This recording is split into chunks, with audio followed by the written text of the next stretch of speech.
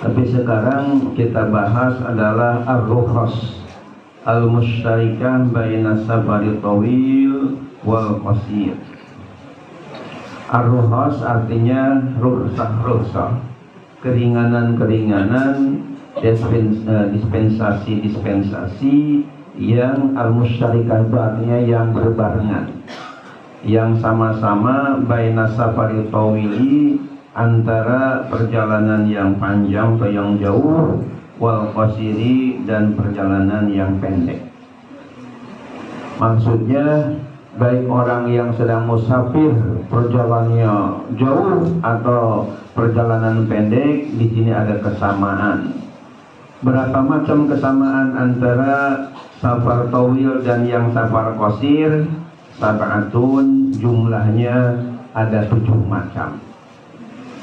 Jadi 7 macam ini adalah rukhsah, dispensasi, keringanan, kemudahan yang Allah berikan kepada orang yang sedang bepergian, baik bepergiannya jauh ataupun bepergiannya dekat. Apa saja yang 7 macam itu? Al-awwal, yang pertama, aklul maitati lil muttahri, memakan bangkai bagi orang yang terpaksa untuk memakannya. Bapak dan hadirin yang terhormat, mungkin bisa saya uraikan sedikit bahwa ketika seseorang bepergian ke tempat yang cukup jauh atau dekat juga, misalnya ke suatu tempat yang ia tuju, kemudian dia bisa jadi uang yang ada di dompetnya jatuh sehingga tidak punya uang sama sekali, ya. Sementara dia harus makan, lapar yang luar biasa. Sementara di perjalanan, maaf ya, ada maitah, ada bangkai. Padahal bangkai itu ketika normal hukumnya haram dimakan. Dalam Al-Quran dikatakan hurimat alaikumul maitatu wad damu wa lahmul khinzir wa ma uhilla bihi lighairillahi, dan seterusnya. Diharamkan, ya, alaikum atas kalian al-maitah, memakan bangkai. Namun ketika di suatu perjalanan di mana kita mau beli uang yang enggak ada, atau mungkin enggak ada yang jualan, sehingga ketika di perjalanan kita lapar luar biasa, kalau enggak makan bangkai akan mati, maka ketika itu dibolehkan untuk memakan bangkai tersebut, baik perjalanan yang jauh atau perjalanan yang pendek. Kemudian yang kedua, at-tanafulu 'ala rahilah, melakukan sholat sunat di atas kendaraan. Ini juga bagi orang yang sedang bepergian diperbolehkan, merupakan rukhsah. Ya, walaupun setelah niat dia menghadapnya kendaraannya ke timur, ke barat, ke utara, ke selatan, itu terserah, hukumnya sah. Kemudian yang ketiga, isqatus sholati bitayamumi, menggugurkan sholat dengan sebab tayamum. Jadi ketika kita bepergian, biasanya susah ada air di perjalanan, bisa kita dengan hanya tayamum saja, tidak harus dengan wudhu. Ini sebagai kemurahan atau keringanan yang Allah berikan kepada yang sedang bepergian. Al-Rabi, yang keempat, tarbul jum'ati, boleh meninggalkan sholat Jumat. Sholat Jumat ini kalau kita baca kitab-kitab fikih, ya, baik itu kitab Safinatun Najah karya Syekh Salim bin Sumer al-Hadrami, atau syarahnya Kasyifatus Sajah karya Syekh Nawawi al-Banbani, atau kitab Fathul Qorib karya Syekh Muhammad bin Qasim al-Ghazi, atau Fathul Wahab karya Abu Zakaria al-Ansori, Fathul Mu'in karya Zainuddin al-Malibari, dan yang lain-lainnya sepakat bahwa yang namanya sholat Jum'ah itu bagi yang sudah akil balik adalah, bagi yang mustaudinin itu hukumnya fardu ain, tidak boleh ditinggalkan. Seperti kita sholat zuhur. Akan tapi ketika kita sedang musafir, sedang dalam bepergian, maka dibolehkan tidak sholat Jum'ah, bisa diganti dengan sholat zuhur. Yang kelima adalah adamul qadai li darrati zawjatin uhidat bil qur'ati muddatas safari. Artinya adamul qadai, tidak harus mengqada, tidak harus membayar atau mengganti li darrati zawjatin bagi madu-madu seorang istri, ya, uhidat yang diambil bil qur'ati dengan sebab lotre atau undian, muddatas safari, pada masa bepergiannya, pada masa dia pergi melakukan suatu perjalanan. Maksudnya mungkin perlu dijelaskan, khususnya kayak dengan dorot zaujah, madu-madu dari istri. Misalnya ya, ada orang yang istrinya lebih dari satu, namanya ta'adduduz zaujat. Ya, tapi saya lihat di sini termasuk saya rupanya masih min ahli tauhid, ya. Ya, ahli tauhid, ya, ya, min al-khaifin, termasuk yang takut sama istri tua, ya. Tapi ada kalanya seseorang kan istrinya enggak satu, ada yang punya dua, ada yang punya tiga, ada yang punya empat. Kalau yang punya lima, punya enam, itu kambing, ya. Karena melebihi batas. Sudah saya bikin video dengan Pak Haji Andre, ya, ada orang di daerah Karawang sana punya istri 6, rumahnya dijejer, gitu. Itu yang lebih dari 4 hukumnya zina, walaupun nikahnya persis seperti nikah yang pertama, kedua, ketiga, keempat. Tapi kalau sudah melebihi dari batas waruba'a, itu dihukumi adalah berbuat zina walaupun dengan istri kita sendiri, karena melebihi batas. Nah, jadi dibatasi maksimal tuh waruba'a hanya 4. Fankihu ma taba lakum minan nisa masna wa sulasa wa ruba'. Fa in khiftum alla ta'dilu fawahidah. Al-ayat. Jadi batasnya 4. Misalnya kaitan dengan masalah safar ini, ketika si A misalnya mau ada tugas keluar daerah atau keluar negeri, perjalanan jauh atau perjalanan dekat, kan istrinya katakanlah 4, mungkin namanya ini contoh aja, mungkin yang pertama Bu Nining, yang kedua Bu Neneng, yang ketiga Bu Nunung, yang keempat Bu Nonong, ya, misalnya ada, misalnya seperti itu. Nah, ini menurut hukum dalam fikih, supaya ada al-adlu, ada keadilan, supaya enggak miring nanti jalannya di hari kiamat ketika mau bepergian. Karena tentu naluri seorang istri kan inginnya diajak ke, ya, bepergian dengan suami tercinta. Namun kadang-kadang kan suami enggak punya ongkos kalau keempat-empatnya diajak semua. Apalagi ada tugas misalnya di negara harus sendirian, atau katakanlah bisa hanya membawa seorang istri. Nah, ketika mau mengajak seorang istri ini supaya adil, itu Rasulullah yang telah mencontohkan dalam hadisnya, beliau mengadakan qur'ah. Qur'ah itu adalah semacam lotre atau undian. Jadi nama-nama tadi yang 4 itu ditulis yang Nining, Nonong, Nunung sama Neneng, ya, ditulis ke bejana atau wadah kayak seperti keler atau ya botol atau gelas, ya, ditutup, ya, kemudian dikocok.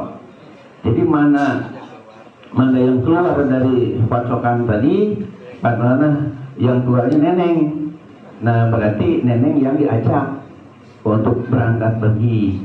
Nah, sementara yang 3-nya lagi itu yang menunung, nonong, masing-masing Nining, berarti ada di tempat.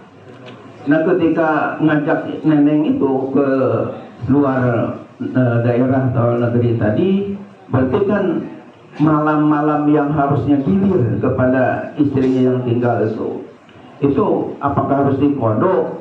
Ya, harus dibayar misalnya, karena kan ada beberapa malam yang katakanlah nggak bisa gilir. Nah, di sini karena ada safar tadi, bepergian tadi, sebagai rukhsah kemurahan dari Allah, adamul qadai li darrati jawazatin uhidat bil qur'ah muddatas safar. Jadi tidak ada kewajiban untuk mengkodok atau membayar bagi madu-madu istri, seorang istri yang diambil atau yang diajak dengan sebab kontrak tadi atau undian, ya, selama muddatas safar ini, selama dia perginya apakah seminggu atau mungkin 10 hari atau sebulan, itu tidak ada wajib kodok kepada istri-istrinya yang telah ditinggal selama dalam perjalanan tadi. Ini diantara rukhsah dispensasi bagi orang yang sedang bepergian. Kemudian yang keenamnya as-safar lil wadi'ah li'udh.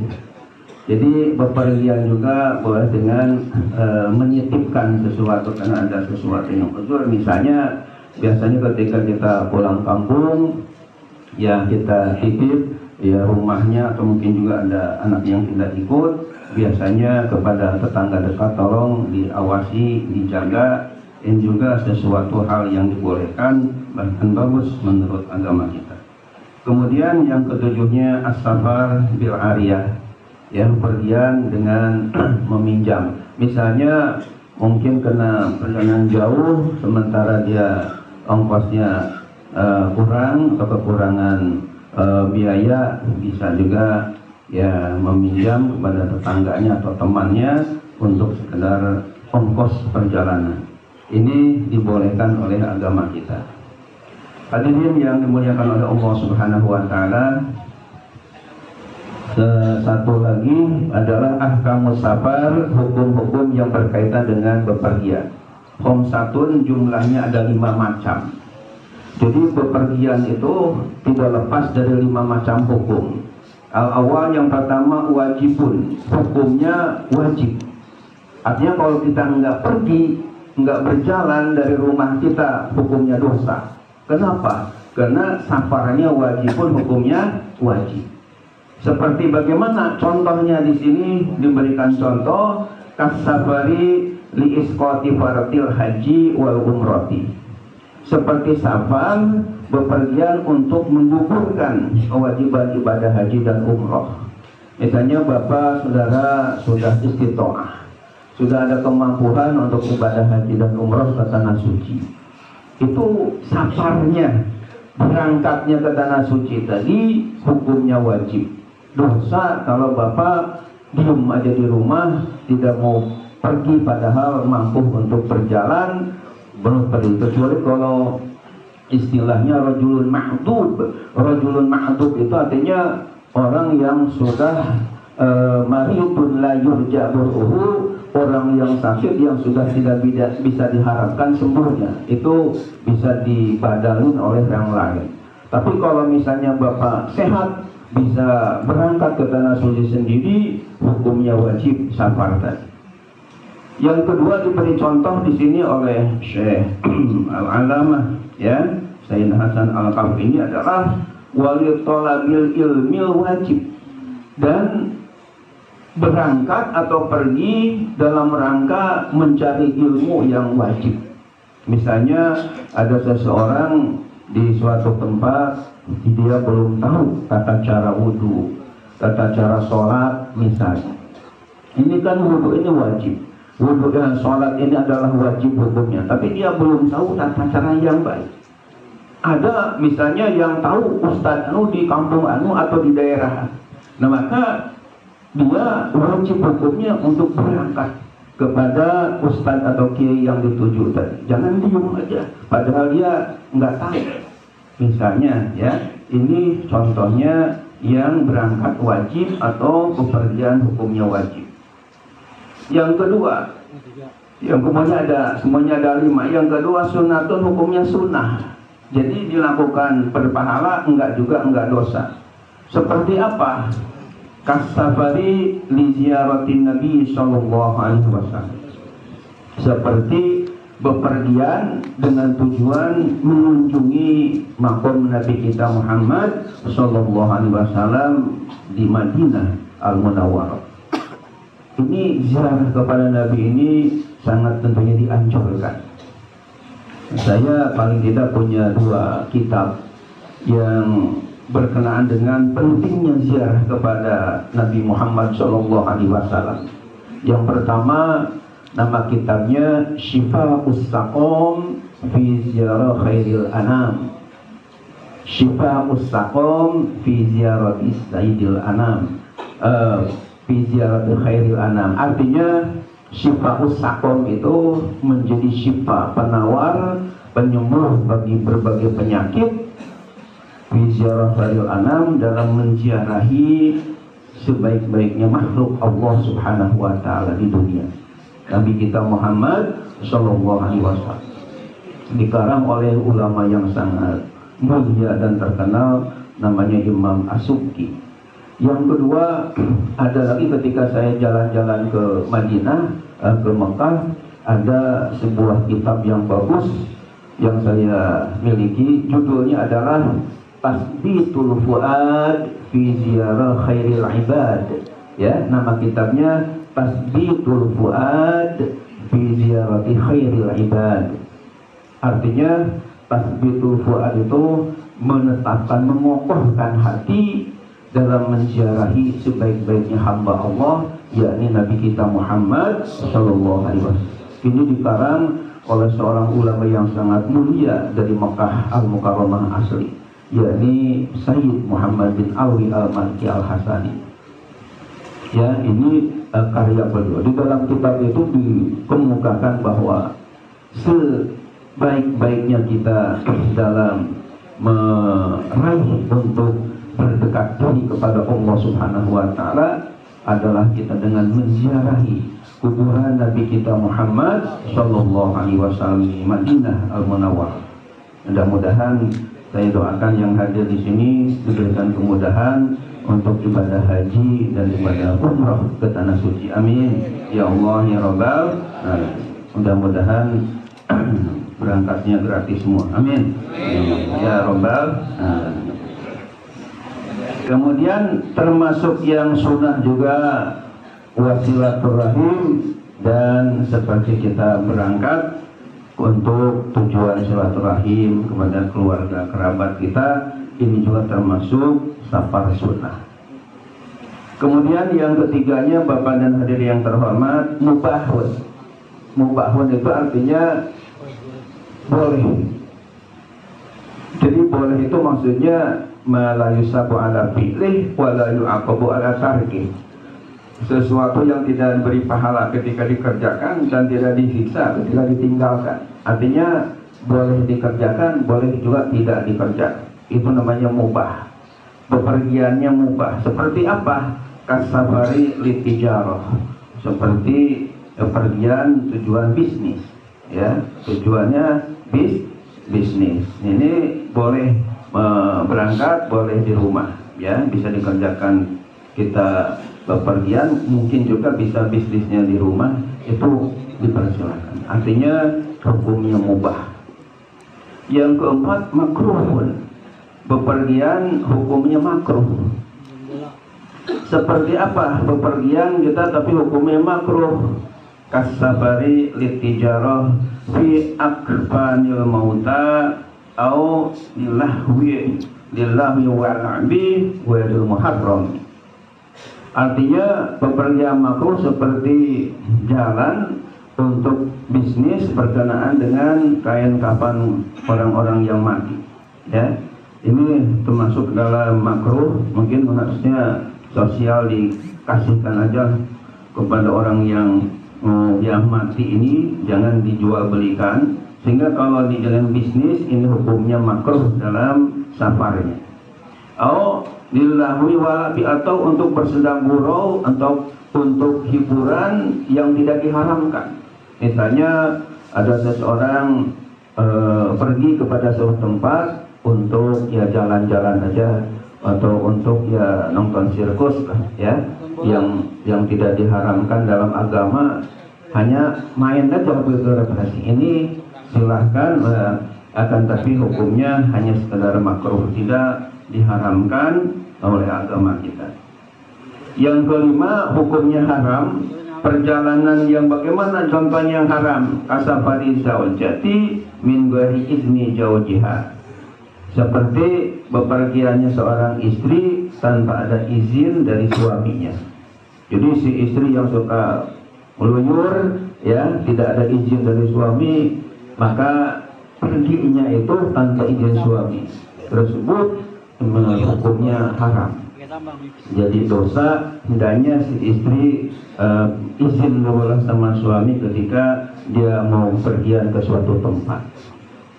Insya Allah yang akan datang kita akan bahas mengenai qasrus shalah, mengenai masalah mengqasar sholat. Insya Allah. Mudah-mudahan bermanfaat. Mohon maaf lahir batin. Wallahul muwaffiq ila aqwamit thoriq. Wassalamualaikum warahmatullahi wabarakatuh.